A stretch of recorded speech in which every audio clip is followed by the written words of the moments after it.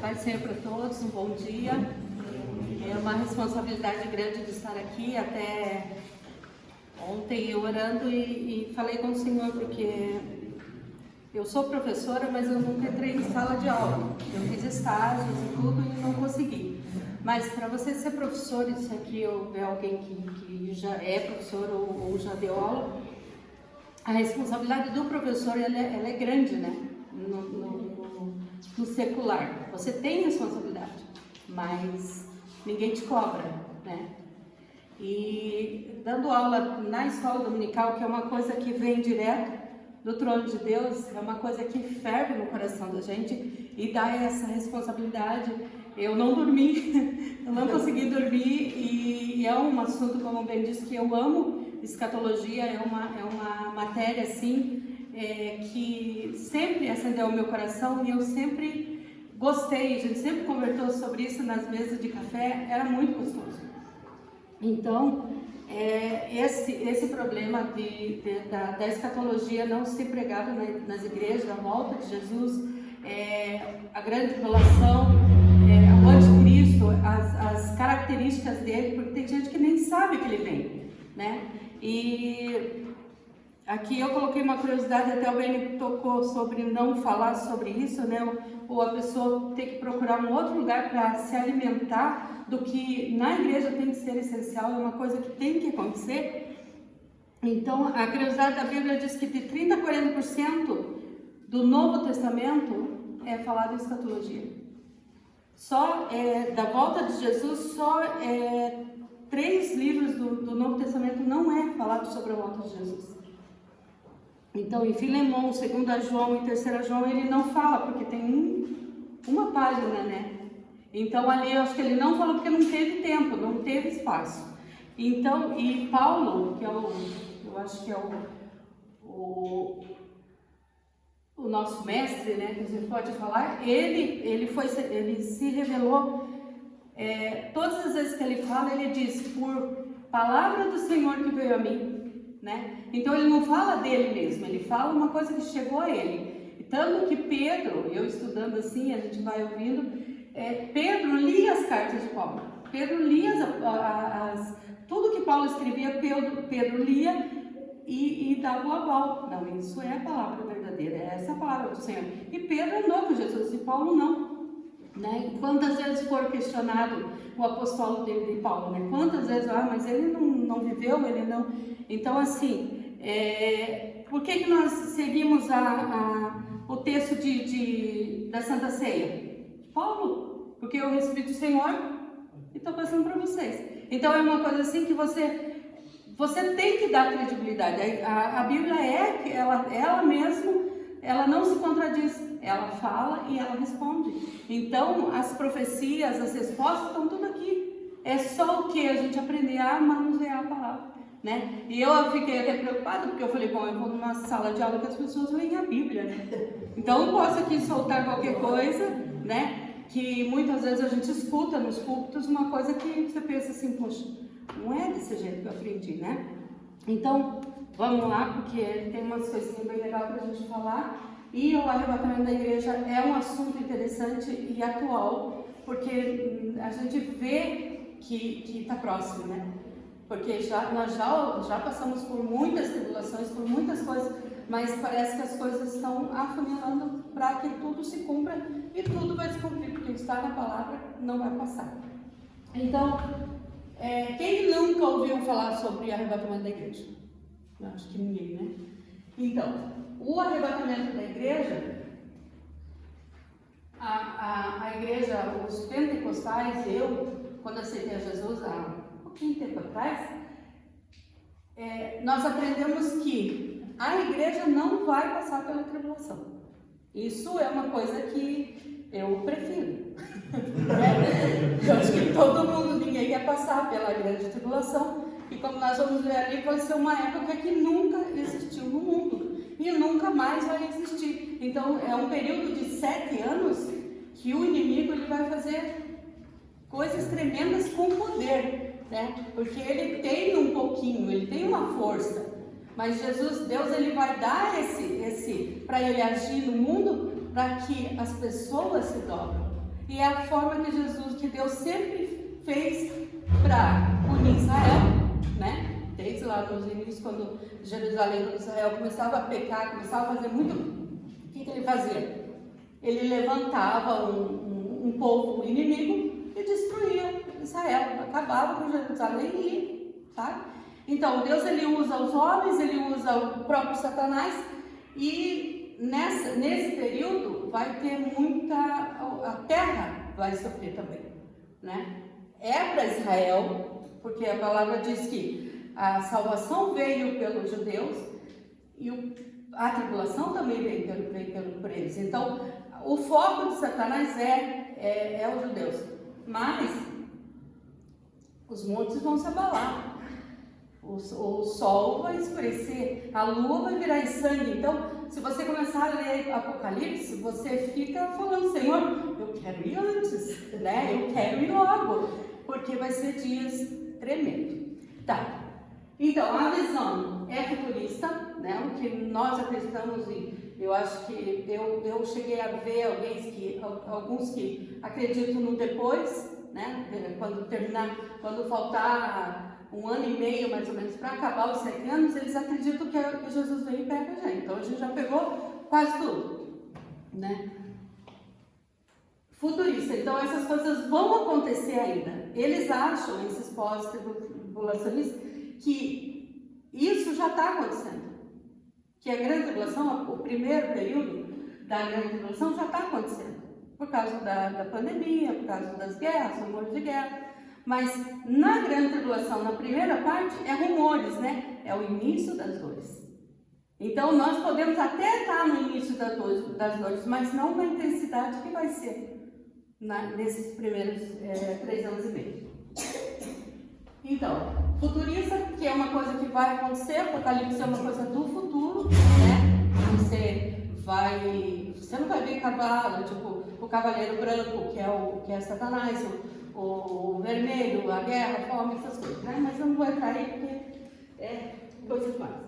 E somos pré-tribulacionistas porque nós acreditamos, eu digo nós porque a Assembleia de Deus me ensinou a acreditar nisso. E pela Bíblia e pelos estudos que a gente ouve, eu tenho plena consciência que nós não vamos passar, porque a igreja, a ira não é destinada à igreja, né? Então, pré-tribulacionista. Se vocês quiserem pesquisar lá no YouTube com muito cuidado, com o coração aberto, mas prestando atenção, eles usam os mesmos versículos que nós usamos para dizer que nós vamos passar pela tribulação. Só que a visão que eles veem, quando você vai ler uma coisa, você já tem um pré-conceito, uma coisa que você já acha que você vai ler com aquela visão. Então, nós somos pré-tribulacionistas. Vamos ler 1 Tessalonicenses 4, do 13 ao 18, que está na revista, né, que é o texto da aula. Eu não sei como que a gente faz, se eu leio, ou se alguém lê, ou se... Então, tá bom. Ok, então. Então, lá em 1 Tessalonicenses 4, do verso 13 ao 18, ele fala assim, Paulo diz assim: não quero, porém, irmãos, que sejais ignorantes acerca dos que já dormem, para que não vos entristeçais como os demais que não têm esperança.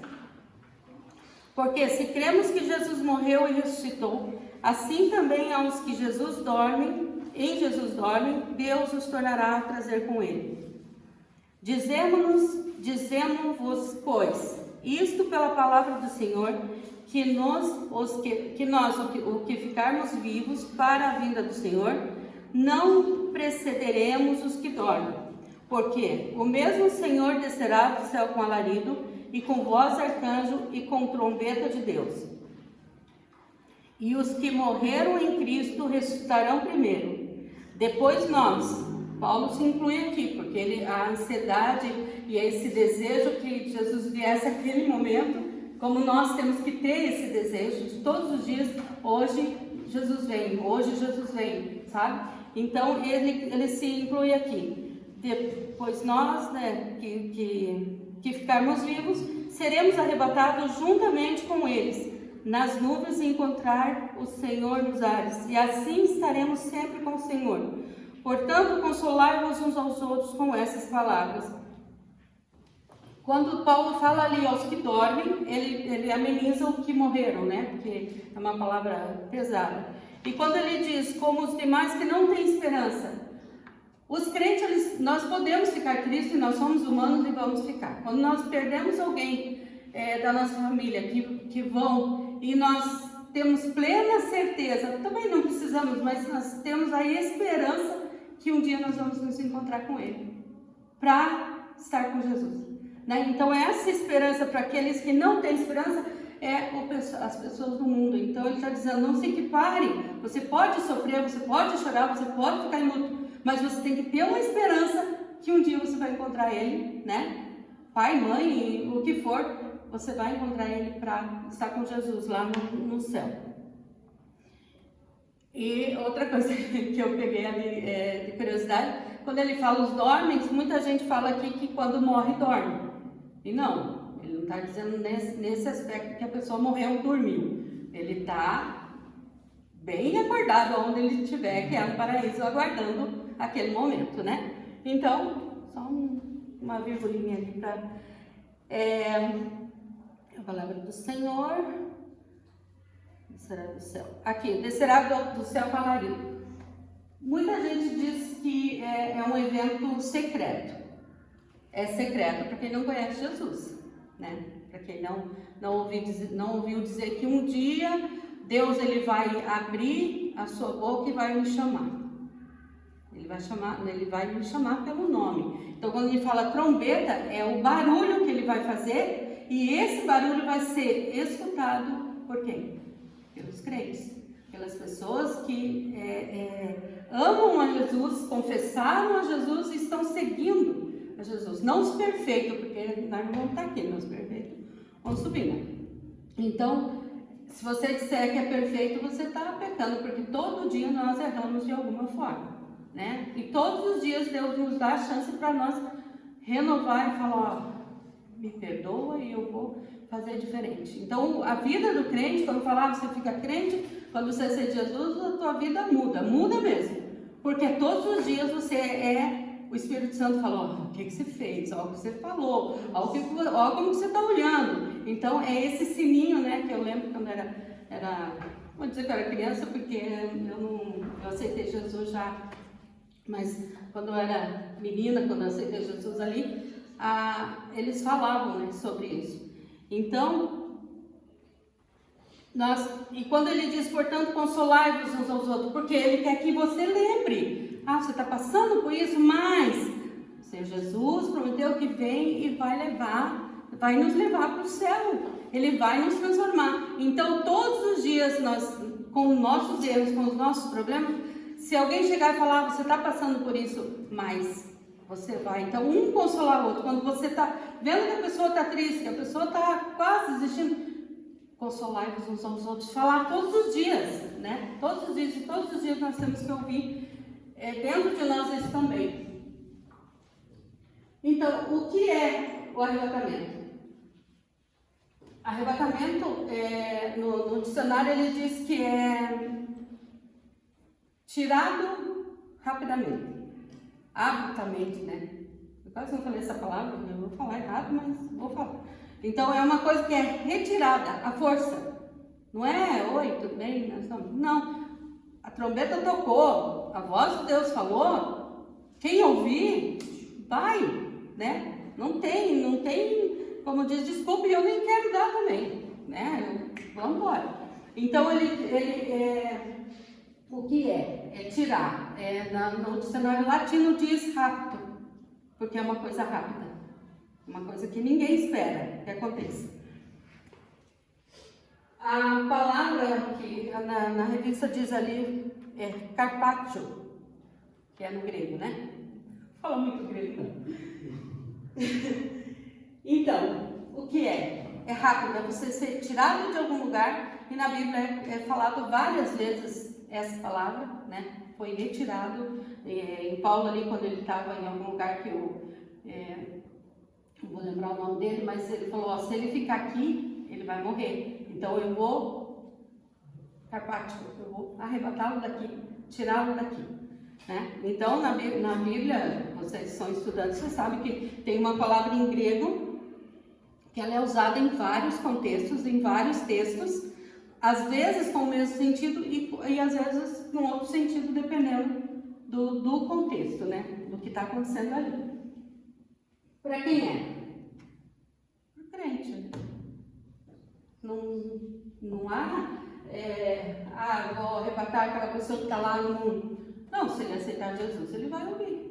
Mas é pro crente. É barulhento pro crente. Por isso que eles falam que é secreto. É secreto para o mundo, que o mundo não está esperando. Aí vem aquela questão que ele fala, eu venho como um ladrão na noite. O ímpio não está esperando. Mas nós sabemos que uma hora um ladrão vem. E quem vai ser levado? Nós. Né? Então, quem vai ficar assustado? Quem ficar?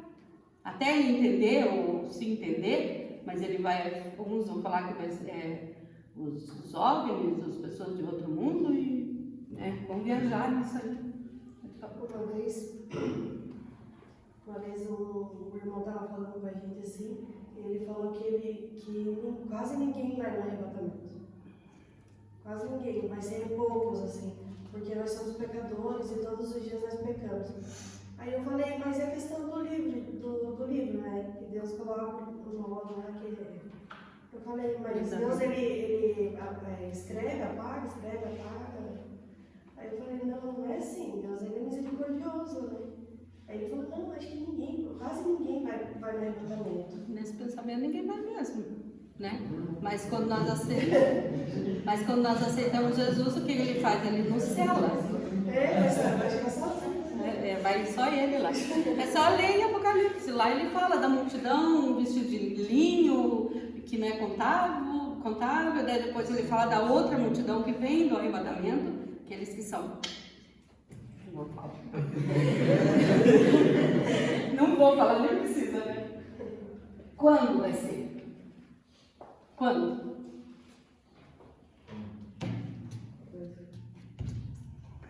Jesus não falou. Em Mateus 24, ele fala lá, vigieis, que você não sabe quando vai ser. Ele falou, nem eu sei. Tem pessoas, tem teólogos que falam que agora ele sabe.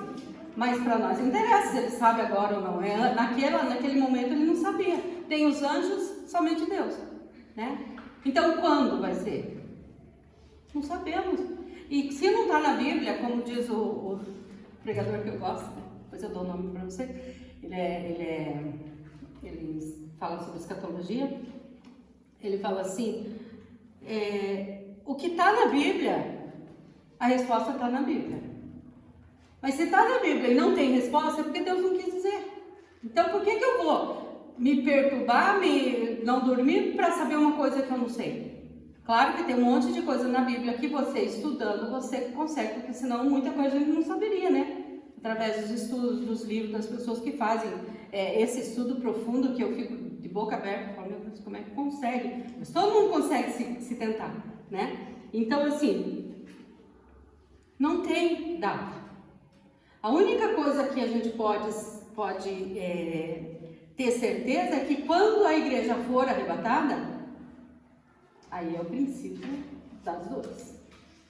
Porque a única coisa que ainda está segurando o anticristo e Satanás é a igreja. Depois eu vou ler uns 2 versículos ali que falam exatamente isso. O que ele está esperando? O que está acontecendo? Por que ainda não houve? Né? Então, Paulo também fala sobre isso. Então, quando? Não sabemos. Sabemos que vai ser no abrir e fechar de olhos. Então, antes de você piscar, né? Porque abrir e fechar não é fechar e abrir, então, normal, né? E vai ser, ele equipara, Mateus eu vou ler ali também, que é semelhante aos dias de Noé. Porque Noé, eu lembro que quando eu ia na escola dominical, e às vezes eu ficava na sala das crianças, porque eu era bebê, eu tinha que aprender desde do pouquinho, né? Que quando você aceita Jesus mais velha, as pessoas acham que você já sabe tudo. Então, nunca leu uma Bíblia, você conhece alguma coisa que a tua mãe, porque a minha mãe ficou desviada há 40 e poucos anos, então ela nos criou dentro da lei do Senhor. Não faça isso, não adore imagem, não, sabe? Não rouba, não, é só os mandamentos, aquele do resto, vai fazer tudo, mas não adore imagem, não roube, não mate. Então a gente foi ensinado, mas a palavra do Senhor, o dia a dia nós não aprendemos. Então eu aprendi que Noé é a personificação de Jesus e a arca é a igreja, né? Então o Senhor, ele falou para Noé, construa, né? Construa. O que Noé fez? Ele foi lá e obedeceu. E o que o Senhor está falando agora para nós? Vigie, obedeça os meus mandamentos, ande na palavra, santifique todos os dias. Ele está falando a mesma coisa para nós. E nós vamos ser, lá em 1 Coríntios, ele fala, não, em Apocalipse 3, que ele fala da igreja de Filadélfia, ele fala, porque você guardou dentro do teu coração meus mandamentos, eu os livrarei daquele dia. Esse é um versículo que fala que a igreja não vai passar, né? Eu acredito nisso. Se alguém tiver outro pensamento, alguma coisa, tudo bem. Se eu estiver falando muito rápido também, pode falar que eu dou uma diminuída. É que eu não consigo falar um pouquinho baixinho. Baixinho eu consigo, não consigo falar devagarinho. Então, nos dias de Noé, antes do dilúvio, casavam-se, davam-se em casamento, né? Aquela paz, aquela coisa, estava todo mundo desapercebido. As pessoas do mundo estavam. Noé pregou naquela época. Chamavam de louco. Você está louco? Você vai construir um lugar que nem chove? Você está maluco? Porque um barco, ninguém precisa dizer que ia chover, né? Eu não sei, não fui profundo, mas não tinha mar perto naquele lugar, né? Depois eu vou dar uma olhada, até fiquei curiosa agora. Vou falar, não lembrei. Mas ele falou, você é louco. O que você vai fazer? Deus construiu a arca para os animais? Não. Ele queria pôr o máximo de pessoas lá dentro. Até poderia ter um lugarzinho para os animais, mas ele queria colocar as pessoas. Mas, infelizmente, não. Daí, quando Noé entrou na arca e começou a chover, eles se aperceberam, mas já era tarde. Já tinha ido. E a vinda do Senhor é exatamente isso. Você não vai ter tempo de falar, ai, Senhor, eu me arrependo. Piscar de olhos. Você não consegue falar uma letra, mais uma palavra inteira, uma frase inteira. Então, por isso que o Senhor fala, todos os dias nós temos que nos preparar, que Ele vem como um ladrão. Então, esse ladrão, ele não pode nos assustar. Ele pode assustar os outros, mas nós não. Porque se nós estamos ligados com Deus, o Espírito Santo todos os dias nos nossos ouvidos, né? Esse sininho que fala. Quando esse sininho parar de balançar, toma cuidado. Se cuida, fala, eu fiz uma coisa errada, mas eu não senti nada. Talvez até você lembre disso, que Deus tenha misericórdia. Mas todos os dias confessar o seu pecado, orar e falar, Senhor, me perdoa, me dá mais uma chance. Todos os dias você pode dormir, você pode acordar, né? Você pode dormir e pode não acordar, ou acordar e não estar aqui, né? Então, estar aqui, quer dizer, estar aqui e não ir com o Senhor. Então, todos os dias nós temos que estar percebidos e não apercebidos. Bom, aqui de Noé, eu vou ler mais alguma coisa em Mateus, mas aí depois a gente fala isso. Outra coisa que o arrebatamento diz é que... Fugiu a palavra agora. Mas eu volto aqui. Quando acontece uma confusão na nossa vida, e acontece todos os dias, porque eu escuto às vezes pregações, e eu lembro, eu escuto o arrebatamento e a segunda vinda do Senhor.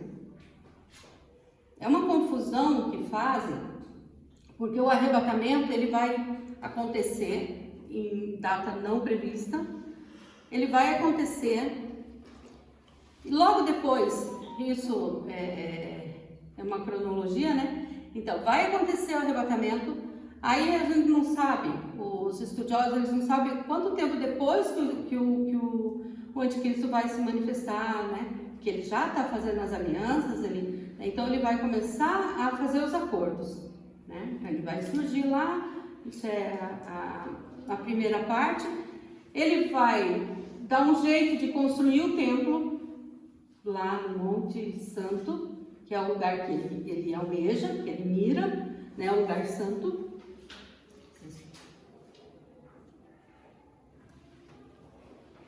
E o dia do Senhor, ele vai ocorrer após o arrebatamento. Ele fala em Mateus 24, após o arrebatamento, 7 anos. Final de 7 anos, ele vem. É a segunda vinda do Senhor. Esses 7 anos vai ser aquele período de porrada, as pessoas vão se lascar, né? Falando essa palavra ruim, mas é o que vai acontecer. Então, os primeiros, não tem como eu falar arrebatamento, eu até estava pensando, não tem como eu falar do arrebatamento sem eu falar da segunda vinda do Senhor. Eu não vou entrar profundamente na grande tribulação, mas é uma coisa que precede a outra, é uma coisa que se não acontecer o arrebatamento, não vai acontecer a grande tribulação, entendeu? Então, o arrebatamento, ele é o pontapé inicial do negócio.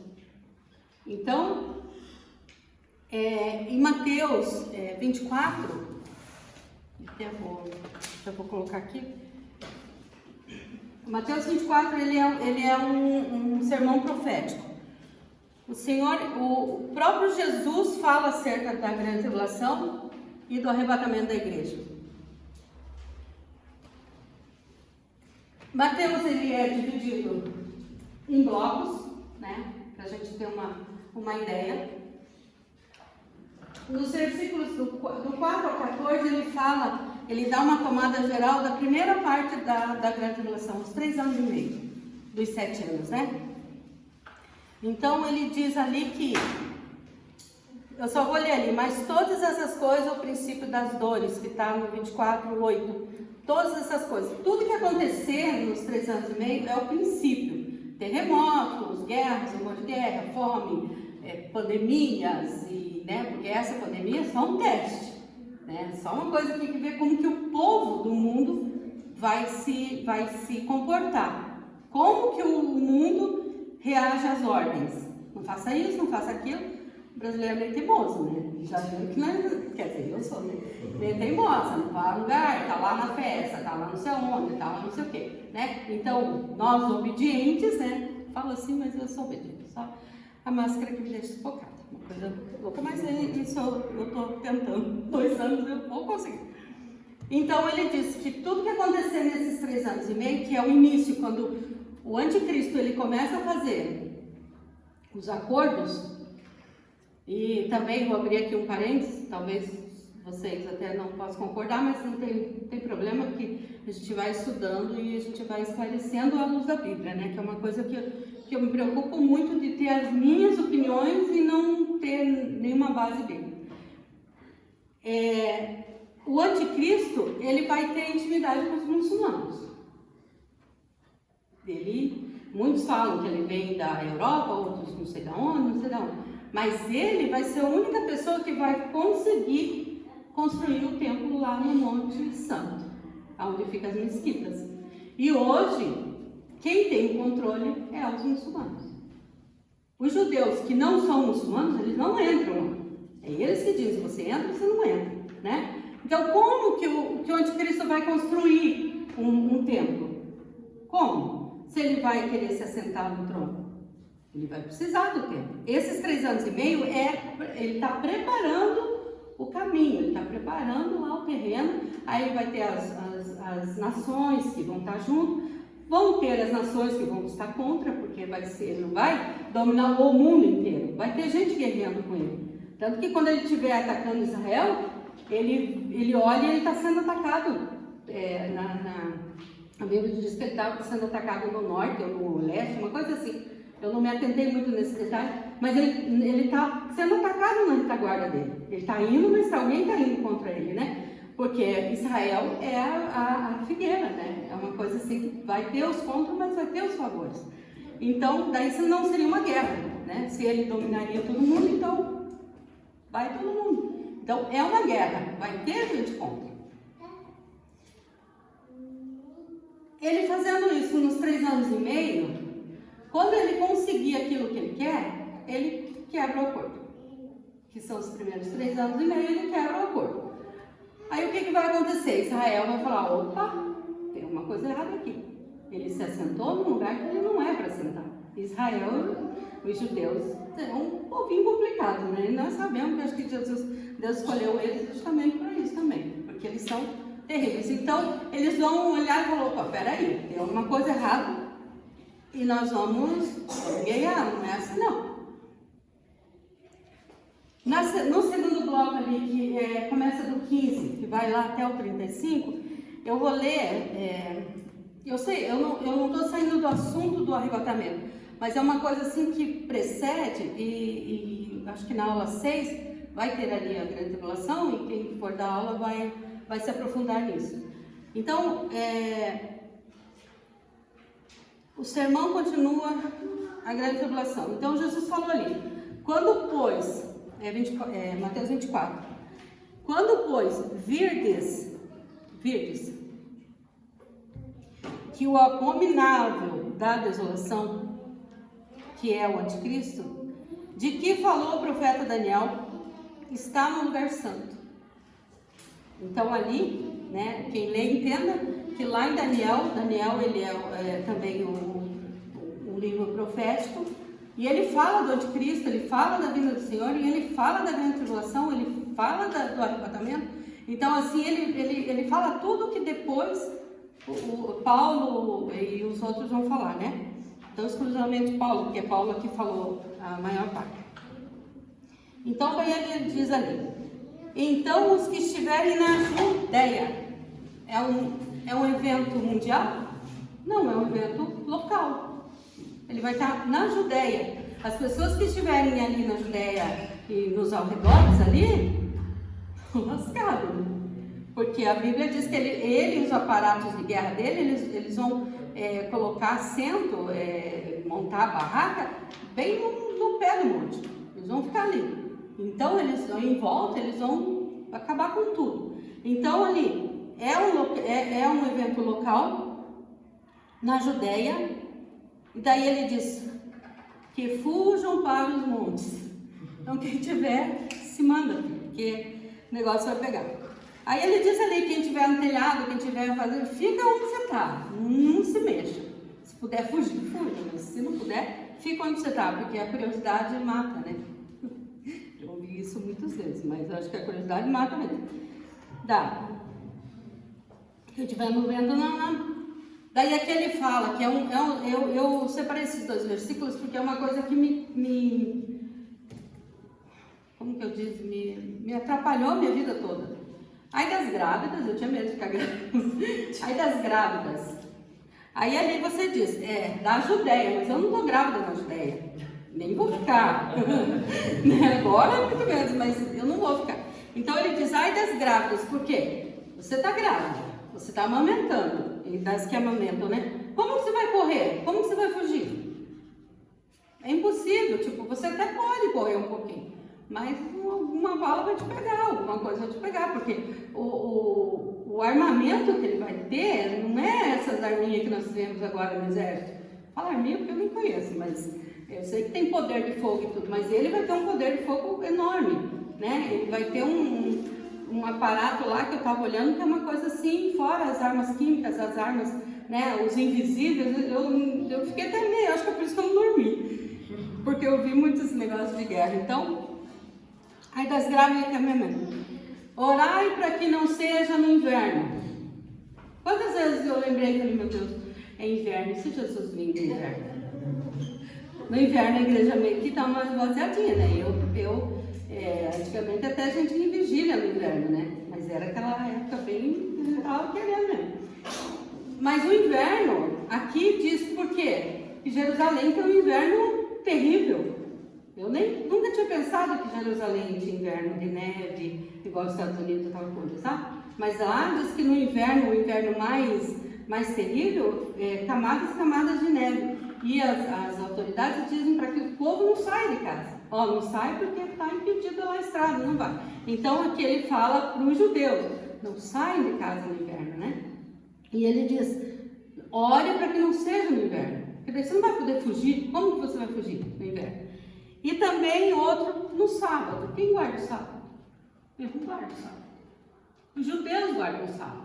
Então aqui só para provar que é uma coisa local, que é uma coisa que ele está falando exatamente para os judeus, né? Que o mundo não vai fugir da Judéia, porque o mundo não está na Judéia, né? Então é uma coisa local. E por que Jesus fala exatamente a cidade? Porque é onde está o monte e é onde vai ter onde ele vai construir o templo, né? Que ele vai ter muito dinheiro, ele vai conseguir. Falaram que o templo de Salomão foi construído em menos de 3 anos. Não sei exatamente o tanto, mas você pode construir. E aos 3 anos exatos, 3 anos e meio exato, que ele termina o templo, ele quebra os acordos, né? Daí aqui é o segundo bloco que fala. Daí... Você pode até... Pode até fazer uma analogia, para que a palavra não diz, com os 3 dias de Jesus, né? Porque o anticristo é tão imitador, né? Ele nos imita tanto, né? Porque Jesus disse, né? Vamos derrubar esse templo, mas em 3 dias eu reconstruo. 3 dias são 3 anos, né? É isso mesmo. Ele sempre quer imitar. Ele é tudo contra, mas ele quer fazer tudo igual. É uma coisa assim, bem colocada. No terceiro bloco, a partir do 36 até, que daí na revista fala sobre os servos, né? Os servos, depois as 10 virgens, do que ele fala? Ele volta a falar do arrebatamento. Porque muitos ali, depois eu estudando ali, daí, como que a pessoa sabe se ele está falando da grande tribulação e ele está falando do arrebatamento? Porque ele muda o discurso. 3 anos e meio, a primeira parte vai ter isso, a segunda parte vai ter isso. Fuja da Judéia, né? Aqui no 36, não, ele fala ali, ó, porém, daquele dia, hora, ninguém sabe. Ele muda o discurso, é uma coisa assim, que eu, né? Eu nunca tinha notado. Eu nem sabia que Mateus falava de tribulação, de arrebatamento. Né? Então assim, ele fala exatamente o que Paulo fala em Tessalonicenses, né? E ele fala ali, daí ele fala as parábolas, porque ele era acostumado a falar e as pessoas gostavam de ouvir, entendiam, né, por parábolas. Mas ele fala, porém daquele dia, isso é Mateus 24, 36, quem quiser acompanhar ali. Porém daquele dia, hora, ninguém sabe, nem os anjos do céu, nem eu, o Filho, mas unicamente o meu Pai. E como foi nos dias de Noé, assim também será a vinda do Filho do Homem. Aqui ele diz vinda do Filho do Homem porque ele vem para a igreja, né? A segunda vinda do Filho do Homem para nós acontece no arrebatamento. O mundo vai ver depois de 7 anos, mas nós vamos ver ele. Então a segunda vinda dele já veio para nós, né? Então assim, às vezes a gente lendo só, não entendendo ou não estudando uma parte, a gente confunde, porque as palavras são todas iguais. E a tradução da Bíblia, ela foi transformada de uma forma, né, complicada. Lá em 2 Tessalonicenses, depois eu vou falar de uma palavra que em outros contextos diz uma coisa, e naquele contexto Paulo quis dizer outra, né? E tem prova bíblica, depois vocês também procuram lá. Então assim, como foi nos dias de Noé, assim também será a vinda do Filho do Homem. Porquanto, assim como nos dias anteriores, foi o que eu falei aquela hora, ao dilúvio, comiam, bebiam, casavam e davam-se em casamento, até ao dia que Noé entrou na arca. Quando ele entrou na arca, as pessoas falaram, e agora? Mas quando ele entrou, Deus selou a porta, por fora, né? Acabou, não tinha mais. As 10 virgens falam a mesma coisa, Senhor, abre a porta. Você não estava preparada, né? É o cortejo do casamento. O noivo chamou, aí as noivas aqui, as casadas, não fui, graças a Deus, sei lá. Mas assim, quando você é pedido em casamento, você já começa a preparação. Não interessa se você vai casar daqui 10 anos não, é muito. 2 anos, né, que é o limite. 10 anos é muito. 2 anos. Vou falar porque eu sei que namorando, nem sei se ele tá noivo, mas, né? Então, 2 anos, né? Já começa, quando o noivo lá ajoelhou e pediu, né? Porque isso é coisa linda, viu, Jorge? Ajoelha. E pediu, a partir daquele momento a cabeça da noiva se transforma. Porque ela quer ver tudo, ela quer tudo no dia, ela quer ver vestido, ela já quer ver a festa, ela já, os convidados, né, quem vai vir, quem não vem. Então, a noiva, ela está sendo preparada. Quem é nós? Nós somos comparados à noiva por causa disso. Quando Jesus falou, eu venho, desde o momento que eu aceitei Jesus, ele me pediu em casamento, porque nós somos a noiva, você tem que começar a se preparar. Querendo ou não, você tem, porque no dia do casamento você tem que estar pronta. Imagina o noivo chegar no altar e a noiva nem vestido conseguiu, ou nem comprou, não tem festa, né? Vai ser um caos. Vai ser um caos para a noiva, porque o noivo vai embora e pronto, acabou. Então, nós somos a noiva, nós temos que nos preparar. Nós estamos esperando o noivo, né? E é maravilhoso isso, porque você tem uma esperança que você não vai viver nesse mundo tenebroso, horrível, a tua vida inteira e depois da tua vida. E Paulo diz que se nós esperássemos, como que ele diz ali, se eu não acreditasse, lá em 1 Coríntios ele fala, se eu acreditasse que Jesus não ressuscitou, por que eu estou pregando que Jesus ressuscitou? Por que eu vou saber que se eu não beber, não fumar, não fizer coisa errada, eu vou morrer e não vou para lugar nenhum?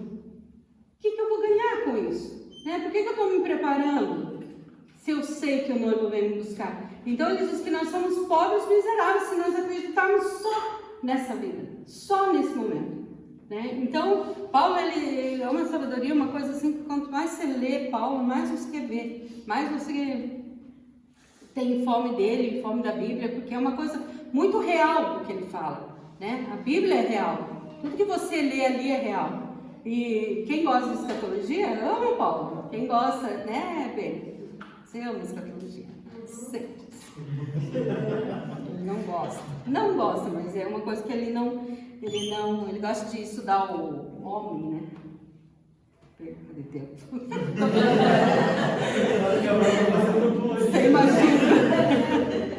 Você imagina, ele e o Patrick, nós debatemos, eu falo de escatologia, eles falam não sei do que, eu falo, meu Deus do céu, mas é assim, é a nossa vida. Então, nós temos que ter essa esperança, nós precisamos da esperança, porque o mundo já não tem esperança, o mundo jaz maligno, o mistério da injustiça já opera, né, desde a criação do mundo. Então, nós temos que ter convicção que nós vamos subir.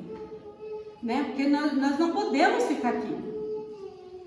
Outra coisa que é uma dúvida que eu tinha também, e que graças a Deus tem esclarecido, que diz que o Espírito Santo vai com a igreja. O Espírito Santo vai com a igreja. Que ele veio pela igreja.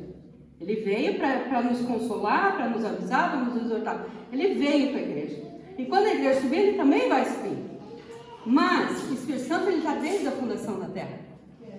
Então a forma dele agir hoje não vai ter mais, ele está aqui dentro de nós, né? E nos outros períodos ele estava fora, ele fazia, ele usava os profetas, ele fazia as coisas, né? Porque ele é Deus. Então como que eu vou tirar Deus da terra? Não tem como. Então a forma de agir, e é uma coisa que nós fazemos errado quando você lê uma coisa e a gente, não vou dizer errado, mas que a gente vai para um caminho, mas como que o Espírito Santo vai sair? Quem que vai se converter na grande tribulação sem o Espírito Santo?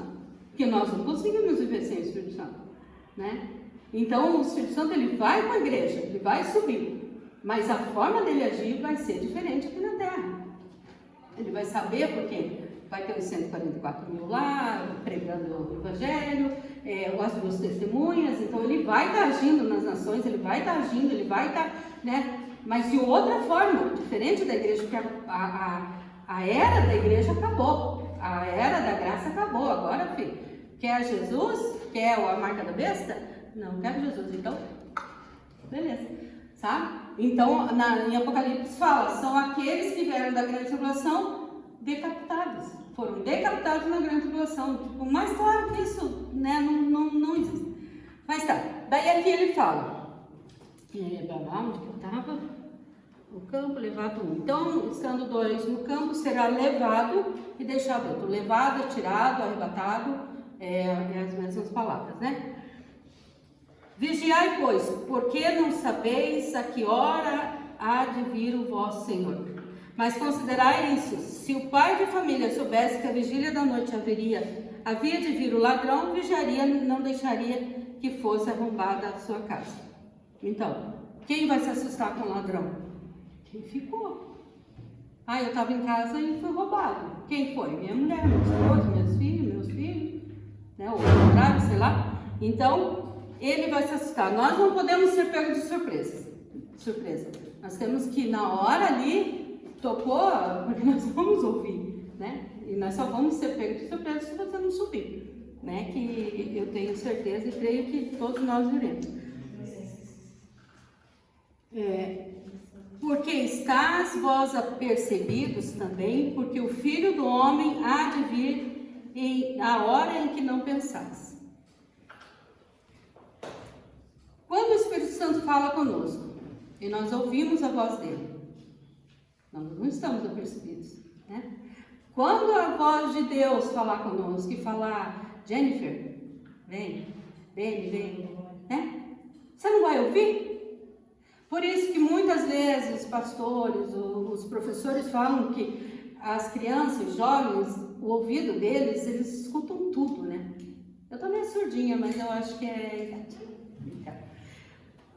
Mas esse ouvir, quando a gente fala ungir seu ouvido, quer dizer, limpa tudo aquilo que você está ouvindo, né? Mas eu gosto disso, mas te edifica, te coloca mais perto de Deus, te deixa mais com vontade de orar, de jejuar, né? Porque tem muita coisa, você abre, eu tive essa experiência e eu sempre estou na internet, então eu entrei lá para ver uma coisa, mas vem tanta coisa, sabe? E daí o que? Você tem que olhar, ele acredita no que eu acredito? Será que ele confessa Jesus? Tem muita gente, muito professor na internet que nem conhece Jesus. Ele fala porque é moda, porque está todo mundo, é coach que fala, né? Aquelas pessoas que vão ensinando, você faz isso, faz aquilo, estuda um pouquinho e fala do que ele acha que é. Então, nós temos que filtrar, tanto a Bíblia, quando Paulo diz que reter o que é bom e joga o que é ruim. As profecias, até dentro da igreja, tem coisas que a gente escuta e fala: meu Deus, né? Nós temos que ser como quem, né? Bereia, vocês são uma bereia. Porque a pessoa está falando lá e você está prestando atenção, será que é isso mesmo? Né? Saber onde que está o livro? Ontem eu sofri, porque ele falou Joel e eu não achei Joel. Falei, Jesus amado. Daí ele falou assim, bom, você não achou Joel? Não tem problema. Ele está entre Gênesis e Apocalipse, se vira, né? E eu não achei, depois eu achei, mas eu falei, oh, meu Deus, tem que marcar Joel, porque esses pequenininhos é complicado, na igreja assim, fala Sofonias, Abacuque, até eu cantar a musiquinha, que eu não lembro também, já era. A música inteira para achar, né? Então é complicado. Então aqui ele diz, daí ele continua o sermão dos 2 servos, depois das 10 virgens, falando sobre vigiar, obedecer, cuidar, né? Estar atento às coisas de Deus, às coisas que estão acontecendo. A figueira, Israel, ela é a nossa luz, lá, o que está acontecendo lá, né? Então, assim, ele deu todas as dicas, E nós, como sensíveis ao Espírito Santo, é óbvio que nós vamos ouvir, é óbvio. Vai ter muita gente dentro da igreja de fora, mas a gente não sabe por quê também, né? Porque se Deus escreveu o teu nome no livro da vida, Ele não apaga. Pode apagar, pode, mas é uma coisa assim que eu nem sei o que pode acontecer para Ele apagar, né? Porque você abandonar a fé, você abandonou, eu não quero mais, não sei o que ser. Mas o que? Você está lá no mundo e está, Deus, o que eu estou fazendo aqui? Eu não sou daqui? Você não pertence mais àquele lugar. E você sabe, o teu espírito sabe que você não pertence aqui. Então, é complicado esse negócio, eu vou, você não vai, que ele vai, que não vai, isso não, sabe? Tem que cuidar de mim, vigiar a mim. Como diz lá na ceia, Olha para dentro de você, vê o que você está fazendo, né? E toma ceia, ele diz, né? Então, é complicado. Então, arrebatamento. Alguém marcou a hora aí? Por favor. Então, em 2 Tessalonicenses, quando Paulo fala... Daqui a pouco eu tô Estou falando rápido. Da minha garganta seca. Primeira Bíblia é 10 minutos, segunda é 12 minutos. Então, se eu ver primeira Bíblia, 10 minutos. Segunda é depois. Fala mais um pouquinho. Ninguém falou 10 minutos. Falta mais de 10 minutos. Ninguém falou que falta mais de 10 minutos.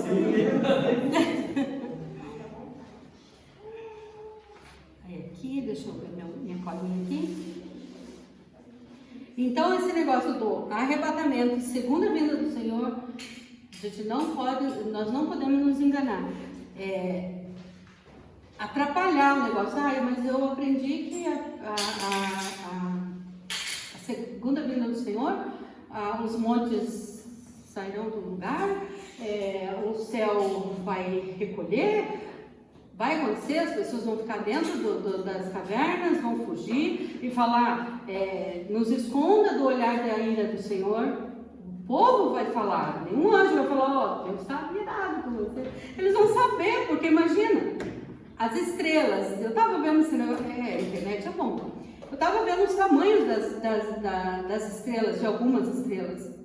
Elas são maiores que o universo inteiro, meu Deus. E ali diz que elas cairão pela terra.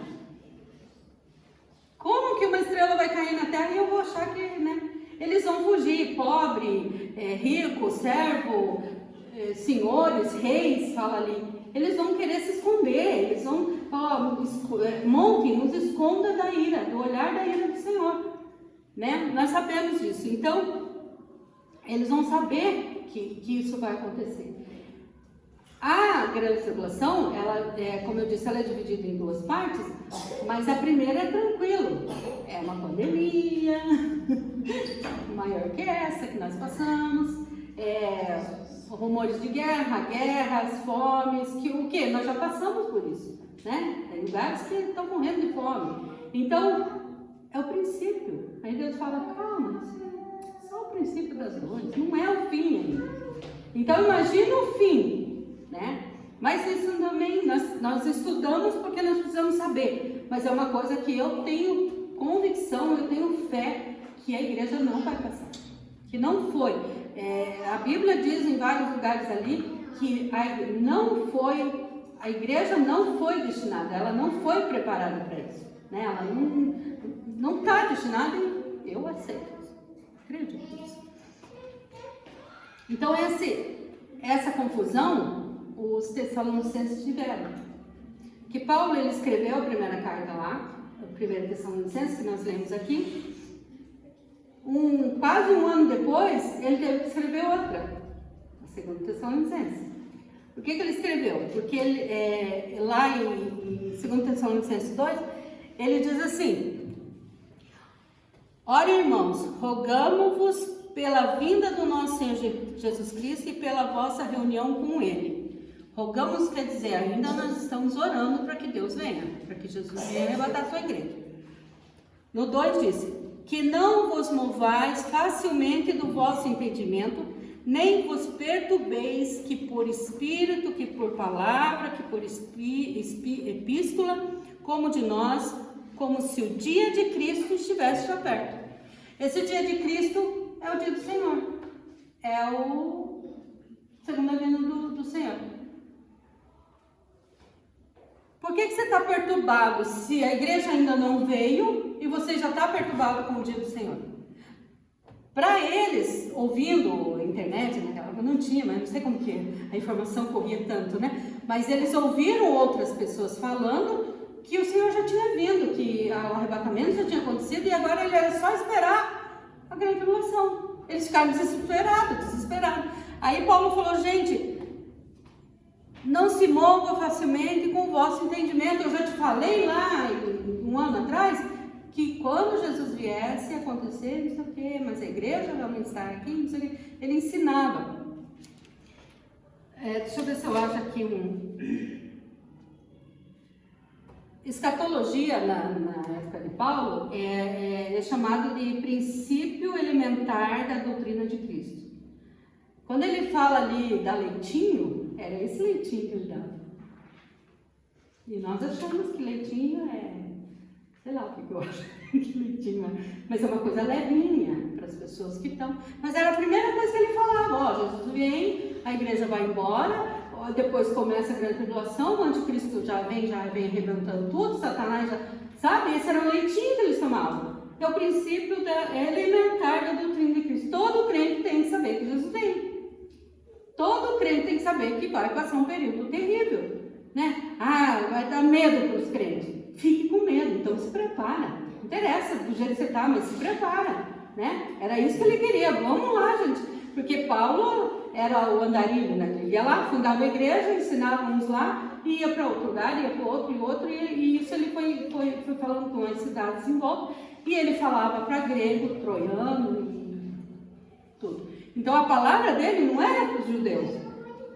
Ele falava para judeus, mas não era para judeus só, ele falava para todo mundo. Então por que ele ia falar com Tessalonicenses? Não, eles são, acho que gregos lá, não sei. Eu vi mais ou menos, Coríntio também grego. Então ele falava: gente, isso aí vai acontecer para o mundo todo. Vocês são incluídos. A partir do momento que Jesus abriu a porta para os gentios, né? Ele deu oportunidade para ser salvo, nós estamos incluídos.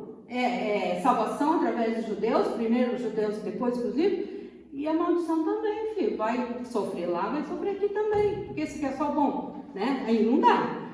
Então, daí ele diz que tem 6 princípios. Isso é só para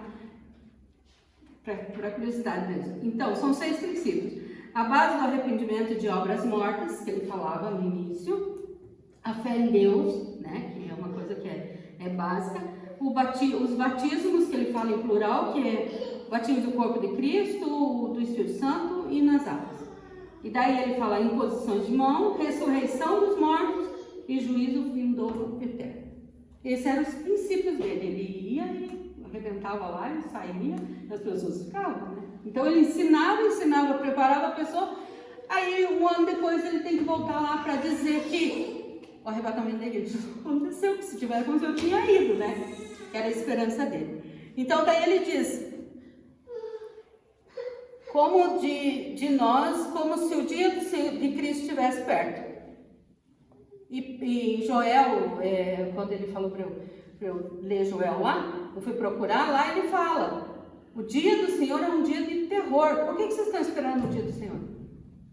Para que a ansiedade de vir o dia do Senhor? A nossa ansiedade, a nossa esperança é o arrebatamento. O dia do Senhor fica para quem, né, ficar. Então, por que a ansiedade? Por que você está perturbado com isso se Cristo ainda não veio? Se Jesus não veio arrebatar a igreja, né?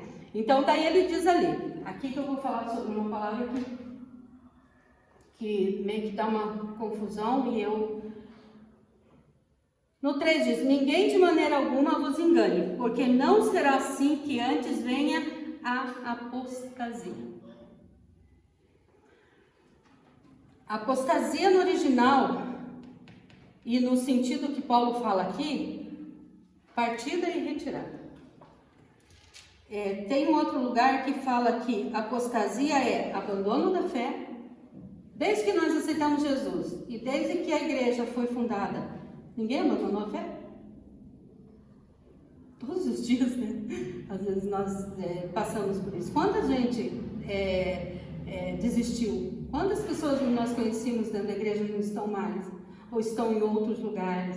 Ou estão na macumbaria? Ou estão... Sabe, é uma coisa assim terrível da gente pensar, chega a esfriar. Mas acontece. Não está do jeito que eu quero. Eu não nasci de novo, eu vou embora. Aí vai lá, o cara vai lá, passa a mãozinha, te agrada, pronto. Já esqueci da fé, já esqueci de Deus, já esqueci tudo aquilo que ele fez, né? Então, apostasia, ela pode ser usada. Até os meninos que quiserem pesquisar lá na internet sobre apostasia, ele fala. Então, por isso que eu falei sobre as palavras da Bíblia, que por ela ser traduzida, apostasia é uma palavra grega, ela não foi traduzida para o português. Eles pegaram e fizeram só como é que diz, uma transferência. Ah, isso aqui tá boa essa palavra, vamos colocar isso aqui. Né? Então, em outros lugares fala apostasia, abandono de fé. Apostasia outra vez aqui. Apostasia é usada em Mateus 19:7 quando fala de divórcio. Quando ele está lá tratando do divórcio. Divórcio, traduzida, apostasia, está como apostasia. Divórcio é o quê? Separação, né? Então, é o mesmo sentido que Paulo quis dizer ali. Até que venha a apostasia, até que tenha apostasia. Até que venha a retirada da igreja. Essa é a nossa esperança. Não vai acontecer. Ó, ninguém vos engane, alguma vos engane. Eita, tudo errado. Ninguém de maneira alguma vos engane, porque não será assim sem que antes venha a apostasia. Não será assim o quê? A vinda do Filho do Homem. A vinda do dia do Senhor. Esse dia do Senhor é 24 horas? Não, né? O dia do Senhor, como a primeira vinda, vai ser vários episódios. A primeira vinda começou quando? Os profetas falando lá, né, de Jesus. Daí, Jesus nasceu. Aí, Jesus, com tantos dias, foi circuncidado, cumprindo toda a lei. Aí, foi batizado no rio pelo João Batista. Ali, os teólogos, os estudantes, dizem que ali considera a primeira vinda. Que é o momento que ele começou, né, a fazer sua obra, a cumprir seu ministério. Então, a primeira vinda, mas foram vários episódios, né? Até o batismo aconteceu várias coisas antes. Aí, alguns falaram, mas o que ele fez dos 12 aos 30? O que te interessa que ele fez dos 12 aos 30? Né? Ele estava estudando, ele estava fazendo lá as madeiras dele lá, as coisas dele, né? O que interessa? Se não está na Bíblia, não nos interessa. A Bíblia não é nosso guia? Aí eu vou guiar, mas o que aconteceu? Não interessa, se não foi falado, né? Então, assim, as pessoas se perturbam muito do que não está na Bíblia e ficam procurando outras coisas para que a Bíblia responda. Né? Então, que medo. Que medo esses barulhos. Então, mas eu já estou quase no final. Então, a apostasia aqui diz, no sentido original, partida e retirada. Também em Atos 21, apartaram-se, que também quer dizer apostasia. No original, na Bíblia, apostasia. Tá? Aqui onde vai? Por que os pessoas não estavam perturbados? Aí ele fala ali, só para concluir o que eu já falei de apostasia, ele repete mais 2 vezes no mesmo versículo ali, ó. No 3 ele fala apostasia e manifeste o homem do pecado. Quando acontecer a retirada da igreja, quem que vai aparecer? O bonitão lá, o anticristo, o abominável. Até o pregador que eu gosto, ele fala, e toda vez que eu falo abominável, dá vontade de falar abominável das neves, mas não é o abominável da perdição, o abominável, terrível. O filho da perdição, né? Então, aqui daí no 6 ele fala, e agora que ele está ensinando, ele falou, eu já falei lá, vocês já saíram do que eu ensinei, então agora vós sabeis que o que detém para que o seu próprio tempo seja manifestado. O que detém o anticristo? Nós detemos o Espírito Santo. Agora você sabe que quando a igreja sair, aí vai começar a grande tribulação. Nós não sabemos quando, nós não sabemos, não tem data. Mas nós sabemos que a partir que a igreja sair daqui, vai acontecer. É iminente, o negócio vai acontecer porque está escrito. E Jesus fala que as palavras, tudo passa, mas as palavras não vão passar e vai acontecer, vai se cumprir e está se cumprindo, né? A gente vê dia após dia que está acontecendo. Daqui no 7 ele fala, de novo ele fala, porque já o mistério da injustiça opera. O anticristo não está aqui, quer dizer, ele deve estar por aí. Mas ele ainda não está operando, ele ainda não está fazendo acordo, ele não está ainda trabalhando, ele está sendo preparado. Ontem à noite eu escutei, tinha que ser ontem à noite, né, para não dormir de novo. O pregador falou que os Estados Unidos é uma das potências, né? Eu acho que é a maior potência, não tem. Mas eles estão preparando, eles tem preparado, e isso foi falado de uma pessoa de lá dentro, 9 homens para ter esse cargo. 9 homens eles estão preparando. Então ele falou, desses 9, um vai valer, um vai acontecer. Para que seja falante com as pessoas, que sejam uma pessoa política, uma pessoa religiosa, entendeu? Que vai em todas as áreas, que ele não vai ter medo de falar com o religioso, ele não vai ter medo de falar com o político, então está sendo preparado, né? Então, daí ele diz, mas o mistério da injustiça já opera. Isso a gente sabe lá desde a fundação da Terra, né? E já opera. O diabo, o trabalho dele, ele é acabar com os crentes, porque é a única coisa que ele pensa, né? Porque ele pode acabar com esse mundo. Para Deus não interessa o mundo, o que interessa é as pessoas que ele comprou, né? Que o filho dele derramou o seu sangue. Então, por que ele vai se preocupar com mansões? Não. Então, o inimigo, ele sabe. Se ele tocar no filho e o inferno foi feito para ele e para os seus anjos, não para o homem, né? Então, eu vou levar o máximo que eu puder. Esse é o trabalho dele. E o nosso trabalho é trazer essas pessoas do inferno para cá, né?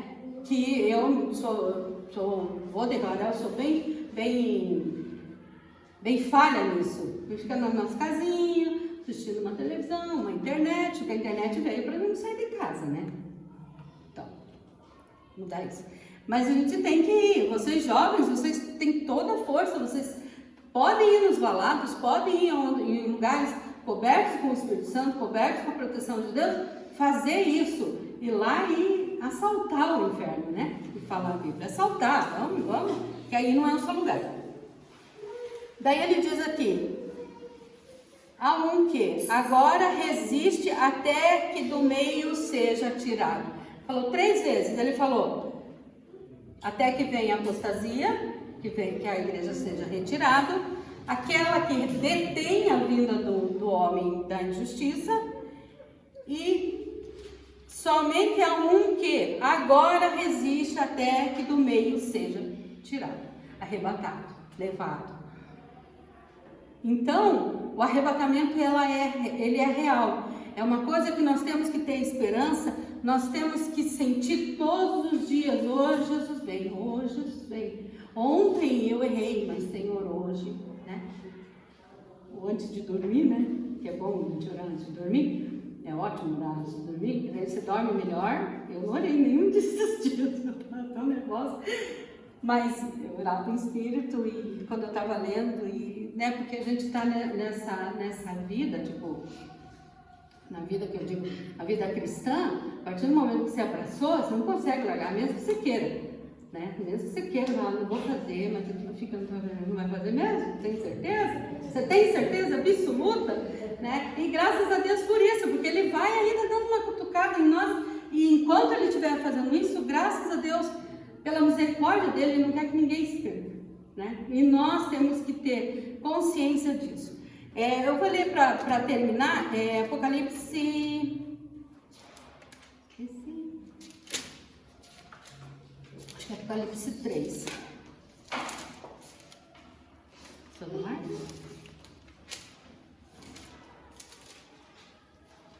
Gente, não.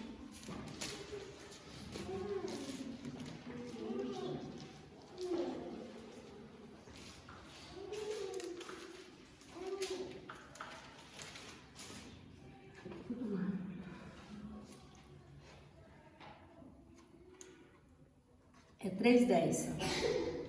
Eu não risquei ali. Eu acho o número 3, que é amarelo. Eu tenho que fazer aquele cisquinho para ler, mesmo com óculos. Então, em Apocalipse capítulo 3, o versículo 10 diz assim: como guardasse a palavra da minha paciência, também eu te guardarei na hora da tentação que há de vir sobre todo mundo para tentar os que habitam na terra. Tem uma outra tradução aqui, que é da inglesa lá.